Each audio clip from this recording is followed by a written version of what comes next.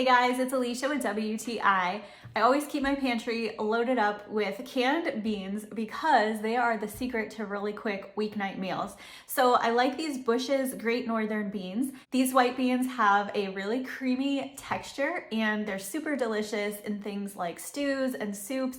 I also use them to make hummus. I've also used them to make baked beans. There's so many options and they just add something really nice to any dish that you put them in. The nice thing about these is that they're totally prepared and ready to go. All I usually do is take them out of the can, rinse them in some water, and add them to whatever dish I am making. So they're super easy and definitely a shortcut from having to soak dried beans overnight and then cook them for hours.